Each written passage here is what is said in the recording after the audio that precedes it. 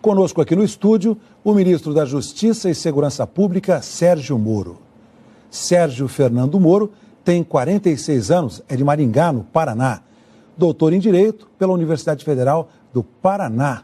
Foi juiz responsável pela Lava Jato na primeira instância da Justiça Federal. Trabalhou como assistente da ministra Rosa Weber, do Supremo Tribunal Federal, em 2012, quando foi julgado o caso do mensalão do PT. No ano passado, logo que o presidente Jair Bolsonaro foi eleito, recebeu o convite para assumir o Ministério da Justiça e Segurança Pública. Aceitou o cargo e abandonou a carreira de juiz de 22 anos. Ministro, boa noite ao senhor. Boa noite, Geraldo Pereira. Boa noite, André Sadi. Boa noite, Gerson Camarote, Cristiana Lobo, Merval Pereira. Prazer estar aqui, ter a oportunidade de responder as perguntas, fazer essa entrevista aqui na Globo News. Prazer é meu, prazer é nosso. Muito obrigado pela presença do senhor. Não errei nada não, né? Não, tá certo, tá certo.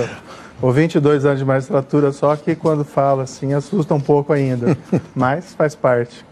Então, bom que o senhor já apresentou os meus colegas. André Sadi se incorporou aqui agora ao time da política. Merval, Cristiana e Camarote já estavam. Pensando nisso, ministro, penso eu cá com os meus botões, 22 anos de magistratura. O senhor dizia o direito. Com a caneta de juiz, o senhor dizia o direito. Agora, quem diz as normas, pelo menos no Poder Executivo, é o presidente Jair Bolsonaro, que é o presidente da República. Mudou muito? O senhor chega a pensar nisso? O senhor falou aí do seu tempo de magistratura, agora no Executivo. Olha, eu gostava muito de ser juiz. As razões pelas quais eu saí, até já falei publicamente algumas vezes, a ideia foi tentar fazer algo um pouco diferente, também algo produtivo, algo importante, mas de uma perspectiva nova, em alto nível. Eu trabalhei como juiz da Lava Jato por mais de 4 anos. Os processos eram difíceis, os desafios eram grandes, eu acho que teve bons resultados, mas eu sempre trabalhei, não só eu, mas também os demais envolvidos na Lava Jato, com aquela sombra de que um dia tem uma virada de mesa. Ia vir alguma lei extravagante, que, por exemplo, de alguma anistia, ou ia deixar o trabalho mais difícil, e todos esses esforços recentes do Brasil contra a grande corrupção, e diga-se que esses esforços são reconhecidos até mundialmente, que foram esforços, vamos dizer assim, não se pode dizer que foram perfeitos, mas se avançou muito no combate à grande corrupção no Brasil, tudo isso poderia se perder.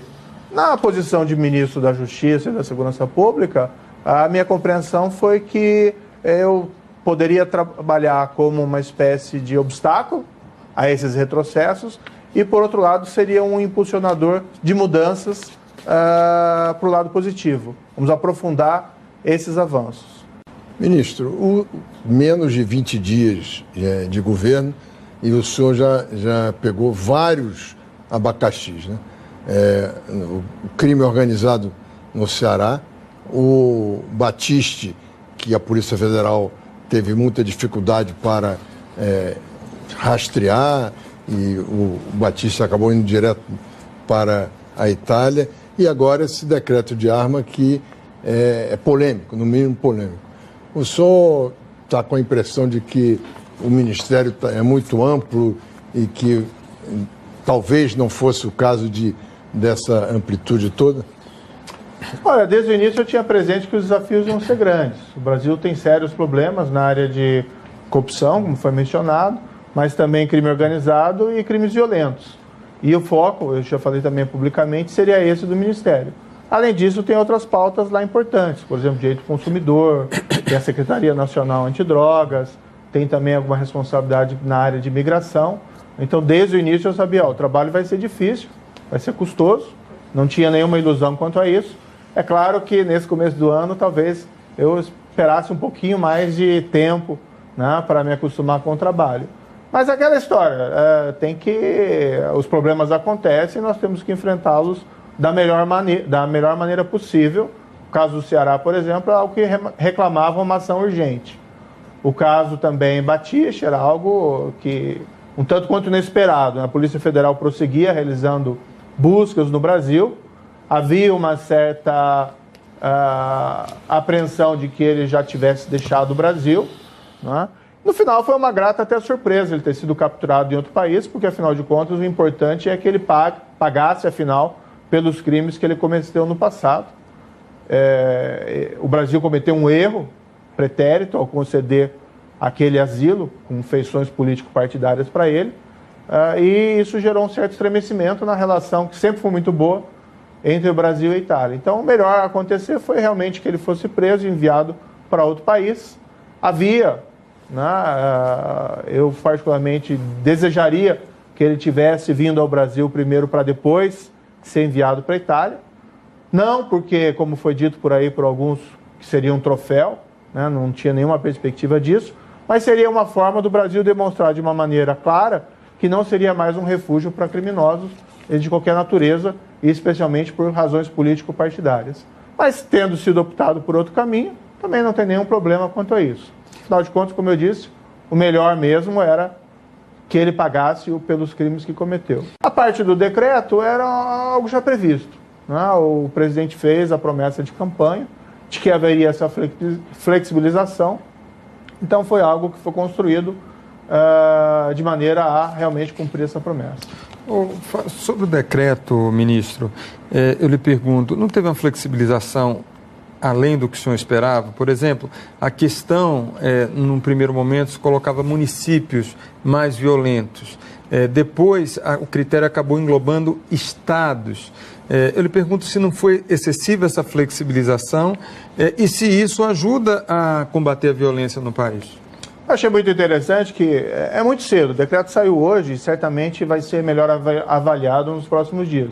Mas achei muito interessante que ele recebeu críticas tanto de pessoas que eram contra a flexibilização, como de outras pessoas insatisfeitas por entender que a flexibilização havia sido insuficiente. Então, me parece que é até um indicativo de que foi algo ponderado, que foi algo moderado.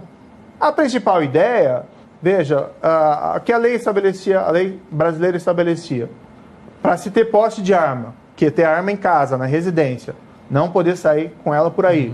E veja, nós estamos falando de arma de uso permitido.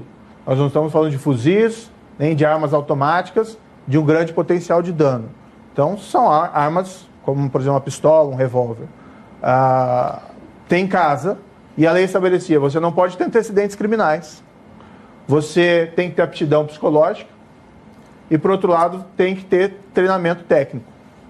Esses 3 requisitos não foram alterados, e nem me parece que devem ser. Por outro lado, a lei também falava em efetiva necessidade. Agora, o que é efetiva necessidade? O decreto anterior não esclarecia. Isso é ruim porque deixa entregue ao agente público responsável um espaço de subjetividade muito amplo, de discricionariedade.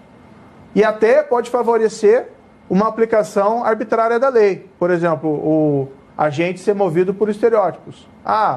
O Gerson Camarote tem cara de bonzinho, então eu vou dar uma arma para ele. Cristiano Lobo tem cara de malvado, eu vou negar uma arma para ela. Então é melhor, no fundo, que o decreto venha e elenque situações objetivas.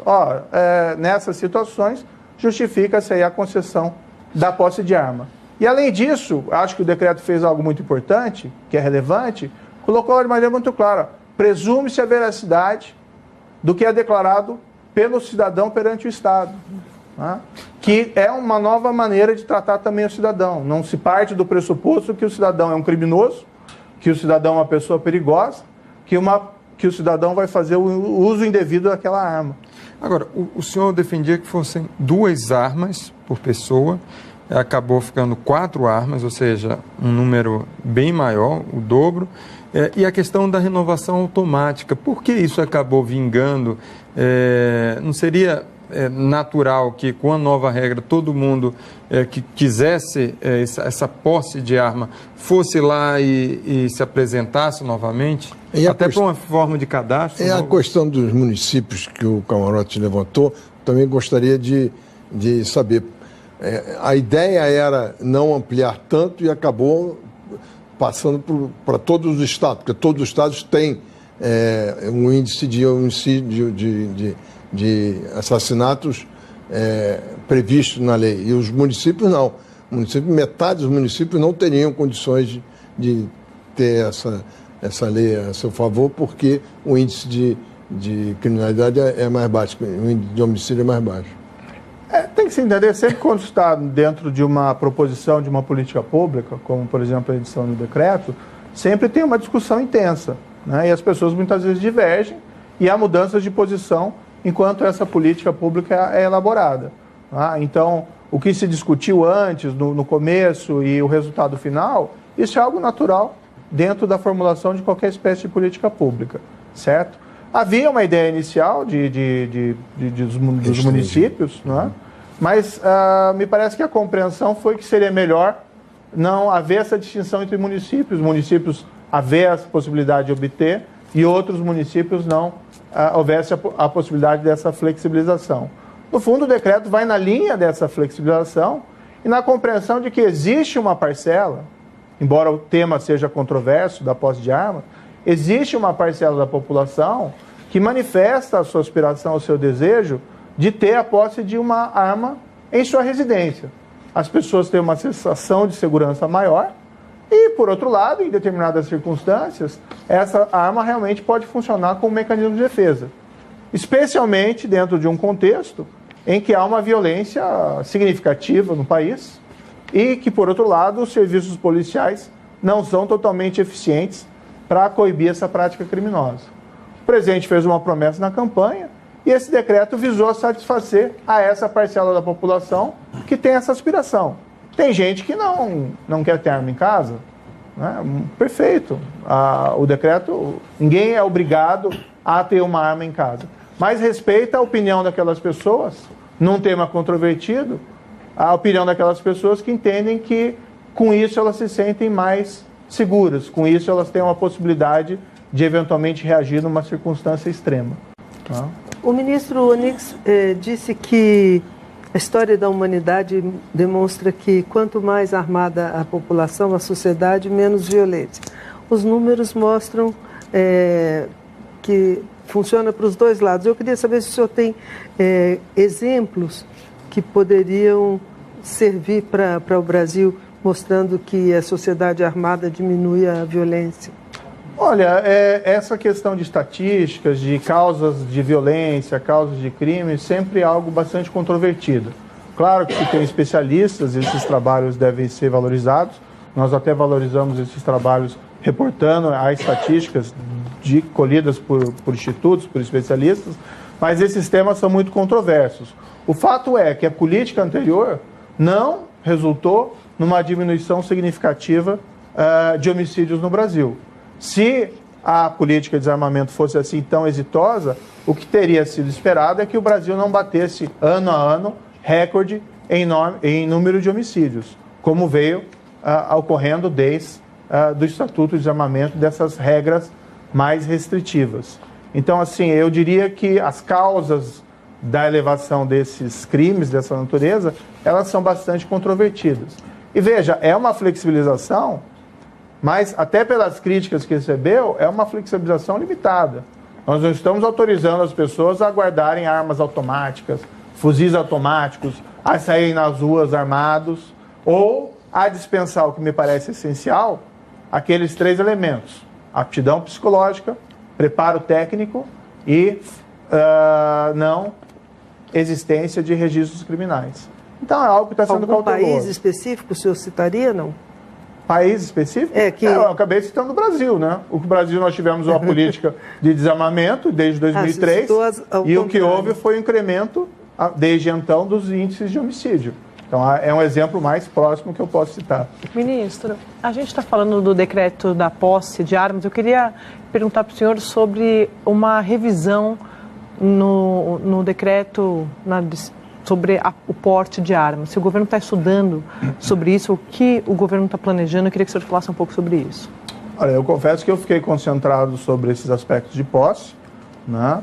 E não existe dentro da minha pasta nenhum movimento nesse sentido envolvendo a questão de porte de armas. O senhor não é uma situação diferente e se houver alguma proposição nesse sentido tem que ser muito bem estudada. Esse é um tema muito delicado.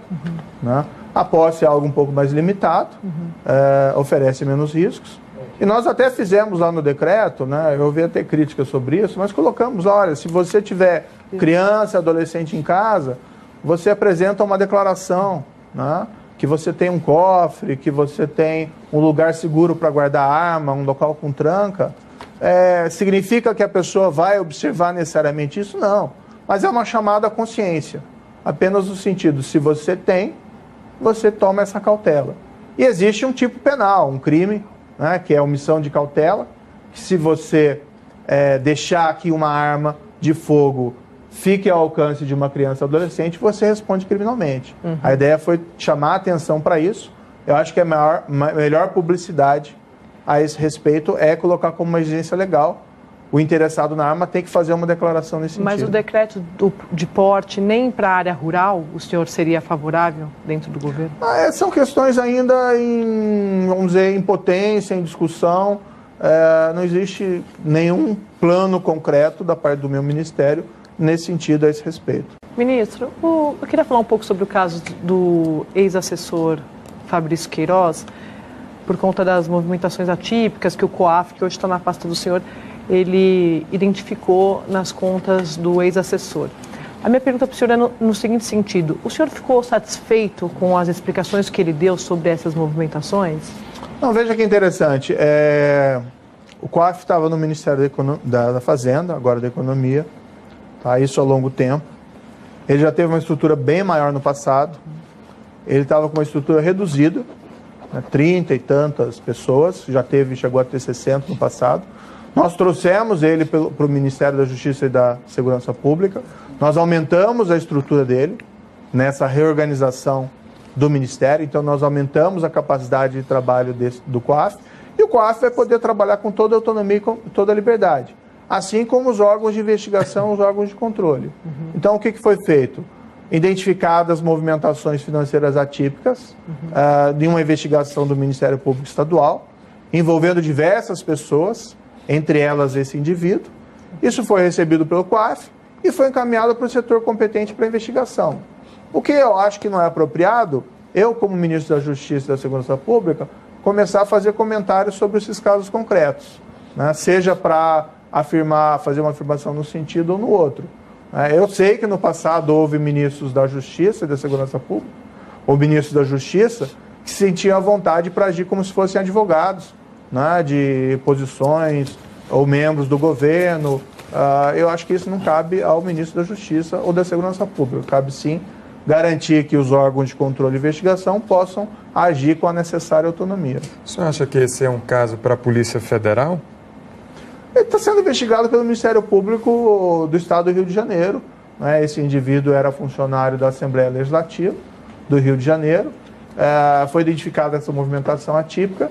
Isso tem que ser esclarecido, né? Mas tem que ser esclarecido perante os órgãos competentes. Não posso avocar o caso para o Ministério da Justiça. O senhor fica desconfortável com essa situação? Eu percebo que alguns ministros ficam numa situação desconfortável por se tratar justamente de um ex-assessor do filho do presidente. Eu acho que o presidente apresentou explicações no que se refere no que foi identificado ali, especificamente relacionado ao eventual nome dele, e os fatos estão sendo investigados e apurados. Ministro, o senhor chegou ao Ministério da Justiça com um grande currículo, notadamente na questão do combate à lavagem de dinheiro, ao crime do colarinho branco, e a sua carreira na Lava Jato, o senhor ficou notabilizado por isso. Enfim, o senhor assume o Ministério acho que 1 ou 2 dias depois, começa a crise da segurança pública no estado do Ceará, nos presídios, e a questão da segurança pública lá chegou ao ponto da gente ver as reportagens, a população amedrontada, o comércio fechando. Então, a questão dos presídios, da segurança pública, está atingindo fortemente a sociedade como um todo. Eu queria saber do senhor o que está acontecendo, o que o Ministério ofereceu para o governo do Ceará e como o senhor vê essa diferença, que o senhor chegou muito embalado na questão do combate à corrupção, o senhor já falou nisso aqui agora, né, nessa entrevista, mas a questão da segurança pública, ela está gritante para a sociedade. Olha, desde o início, quando eu assumi, eu falei que o trabalho não seria relacionado unicamente à corrupção. É um problema sério a corrupção, mas existem outros também significativos. Um deles é o crescimento dessas organizações criminosas no Brasil. Elas estão crescendo e ficando cada vez mais poderosas. Se o Estado não tomar uma atitude enérgica em relação a essas organizações criminosas, o problema tende a crescer. O caso do Ceará é um ilustrativo disso, em que organizações criminosas se sentiram à vontade de praticar, na minha opinião, verdadeiros atos terroristas. Então, diante da perspectiva de adoção de uma política mais rigorosa contra essas organizações, o que eles fizeram foi, vamos dizer, tentar explodir viadutos, incendiar... A cada ação do governo, eles reagiam com mais brutalidade. Buscando exatamente que o Estado, o governo, voltasse atrás. Né? Então, desde o início, nós tínhamos presente que isso seria um grande desafio. E não existe existem eventualmente matérias controversas no âmbito da segurança pública, mas não existe nenhuma controvérsia na necessidade de combater e desmantelar essas organizações criminosas. O remédio é mais ou menos universal. Investigações exitosas, para isso precisa ter métodos especiais de investigação muitas vezes. Por outro lado, precisa prender os membros da organização e particularmente isolar as lideranças criminosas. E tem que se identificar o patrimônio, os bens dessa organização. Tentar asfixiar economicamente essas organizações. É uma tarefa fácil? Não é. É complicada. Mas, falando em exemplos exteriores, há países que tinham problemas sérios com crimes, com organizações criminosas e conseguiram, vamos dizer, talvez não desmantelar de todo, mas pelo menos enfraquecer sensivelmente. O caso da Itália com a Cosa Nostra siciliana, o caso dos Estados Unidos, haviam as famosas 5 famílias mafiosas de Nova York, algumas que inspiraram até o filme lá do Poderoso Chefão, a família Gambino, e a partir da década de 80, com investigações eficientes e com foco do FBI norte-americano, com a ação da justiça, das promotorias, essas organizações foram quase que desmanteladas, ou perderam muito da força que tinham antigamente.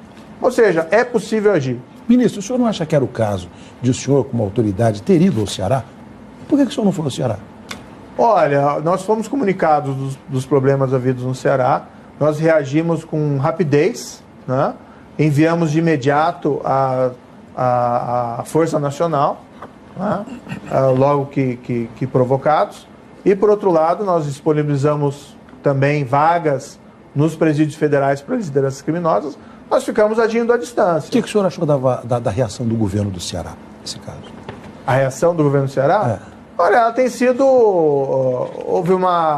É uma situação difícil de ser lidada, não é? Agora, se nós formos analisar tanto o trabalho que tem sido feito pelo governo federal como o trabalho que tem sido feito pelo governo estadual, em cooperação, os incidentes têm diminuído sensivelmente. Mas é isso que eu estava querendo perguntar. A impressão que se tem é de que não houve nenhuma mudança, que não houve nenhuma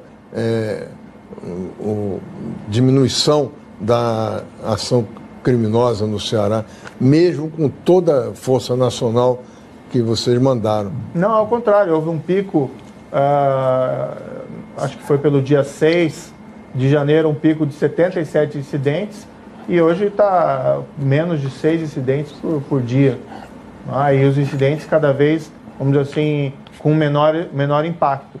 Houve sim uma diminuição sensível. O senhor acha que a situação está voltando ao normal? Sim, certamente. Claro que sempre podem haver retomadas dessas ações, podem haver novos picos, mas é reconhecido que a situação está caminhando para a normalidade. O senhor acha que já está na situação de normalidade? Não, caminhando para a normalidade. Veja, toda a ação gerou uma reação e, com o tempo, essa ação foi deixando a situação mais controlada dentro do Estado. Ô, ministro, eu percebi aqui a área de inteligência do governo preocupado com o efeito cascata.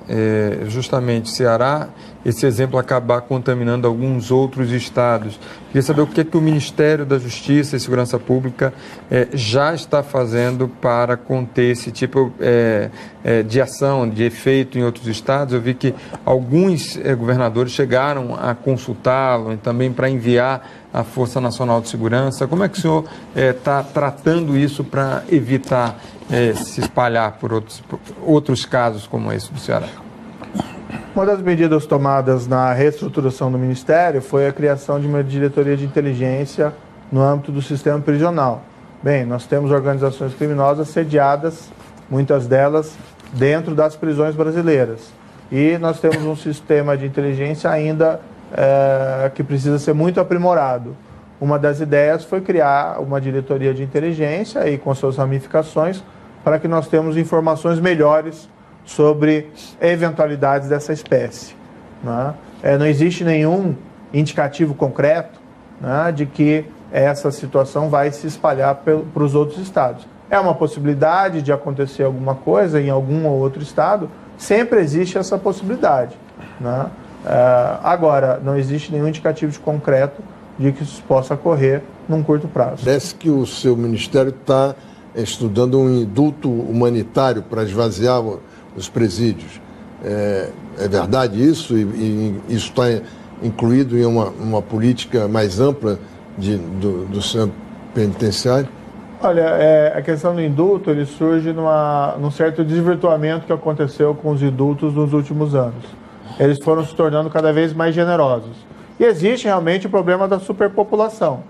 Mas, assim, qual que foi a proposta de muitos governos anteriores? Para resolver a superpopulação carcerária, vamos soltar os criminosos. Eu acho que isso simplesmente não resolve o problema da criminalidade. Porque antes, aquela pessoa, o criminoso, estava respondendo por seus crimes, segundo a lei, dentro da prisão, e, de repente, se transfere o problema para fora. Não é assim que se resolve o problema. Então, nós temos que melhorar os nossos presídios. Isso demanda, em parte, investimentos. E, claro, que é um desafio dentro de um cenário de crise fiscal, não se ignora isso. Mas também pode haver uma gestão mais eficiente dos recursos. Algo que nós levantamos. Em 2016, o governo federal, através do Fundo Penitenciário Nacional, transferiu lá cerca de 1 bilhão e 200 milhões de reais para estados, para investimento na área prisional. No final de 2018, verificando, havia sido apenas executado, investido 24% desses valores. Acho que os valores têm que ser maiores, mas os recursos também podem ser melhor geridos.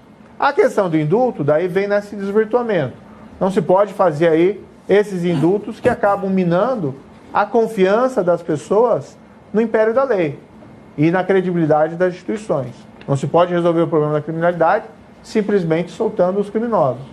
A ideia do indulto é retomar aquele aspecto humanitário do indulto. Ou seja, por exemplo, alguém que está preso que durante o cumprimento da pena adquiriu uma doença grave, terminal, ou foi acometido por uma deficiência grave e tem a dificuldade de sobrevivência dentro do presídio.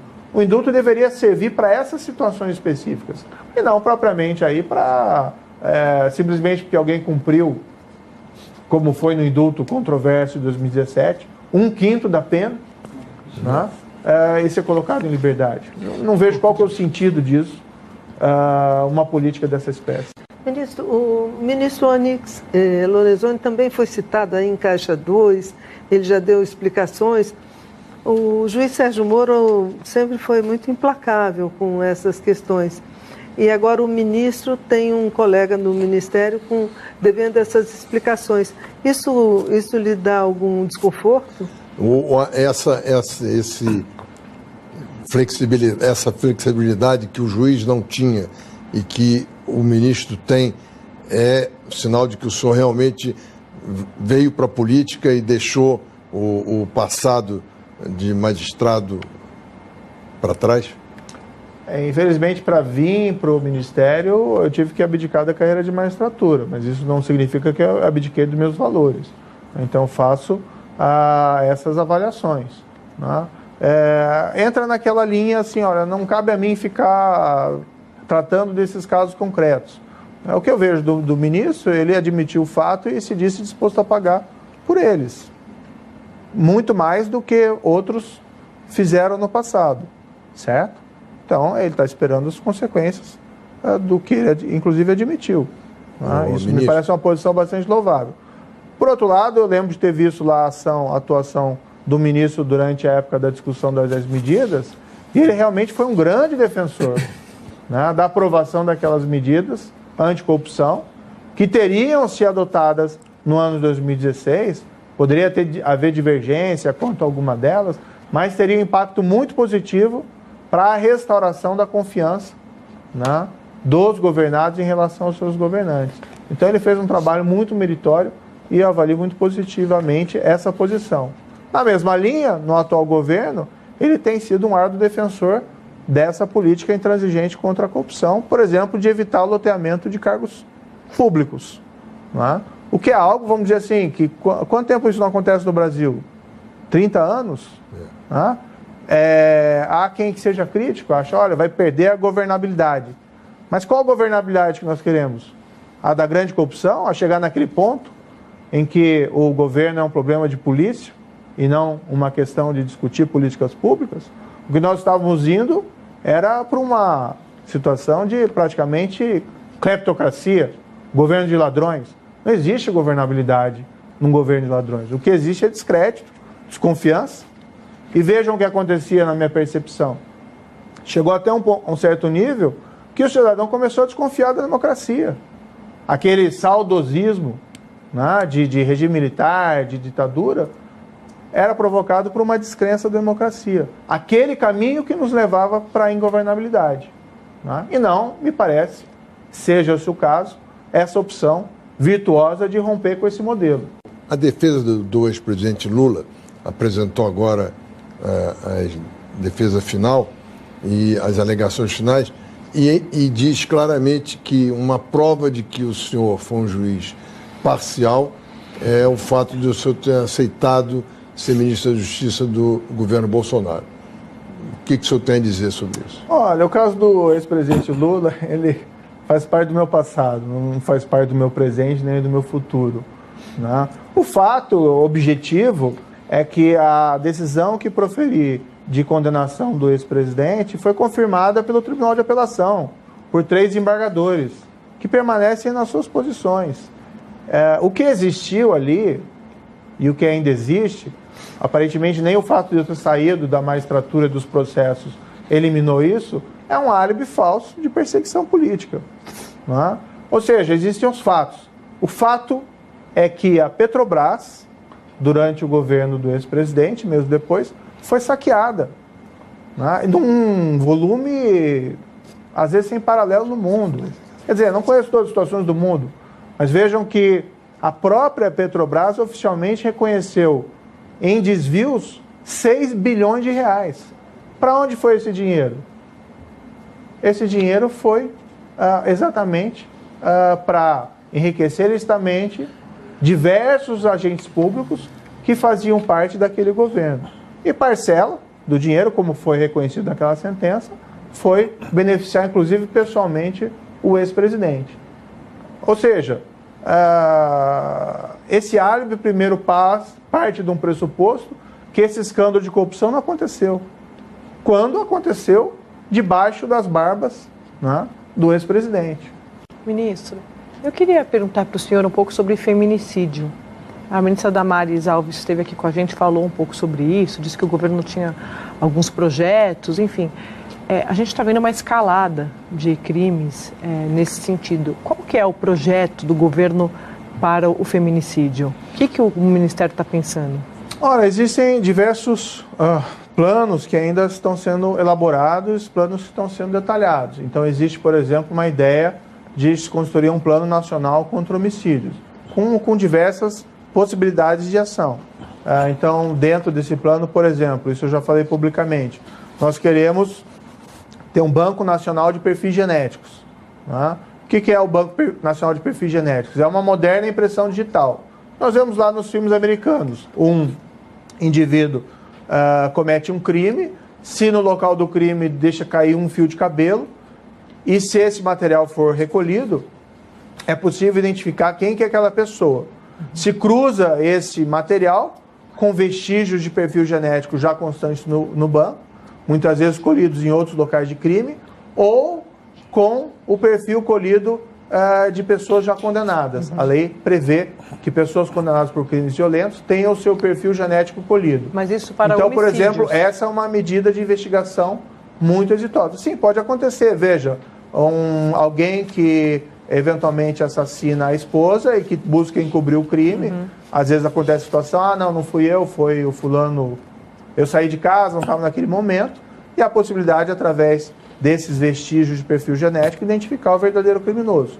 Mas, além disso, existe uma série de medidas que estão sendo pensadas e estão sendo aí detalhadas em relação a isso. O feminicídio é extremamente grave, muitas vezes é um crime de difícil controle, muitas vezes ele é provocado por uma situação passional de momento, né? Não que isso diminua a gravidade do crime, mas isso, por vezes, deixa esse crime mais inesperado do que crimes planejados.